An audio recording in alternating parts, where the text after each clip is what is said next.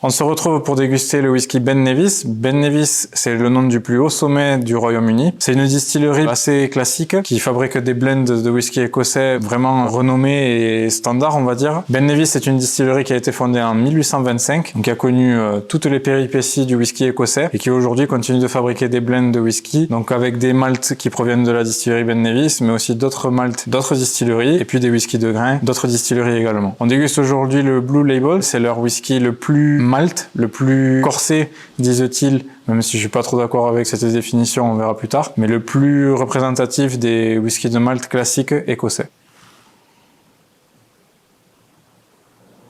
On a un nez très céréal, donc c'est ça le côté corsé que la distillerie met en avant, mais je trouve pas que corsé soit un mot très adapté parce que corsé ça veut dire quelque chose qui peut gêner certaines personnes, mais là on est vraiment sur un nez classique de whisky de céréales. On a un côté cornflakes, on a un côté blé, on a un côté orge qui est vraiment classique.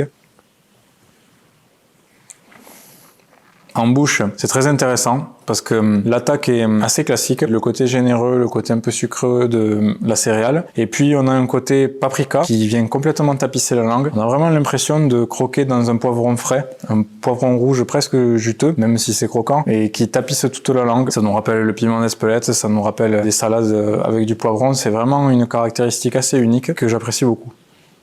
Quand on revient sur le nez, on a vraiment le côté malt évident. On est vraiment sur un whisky classique.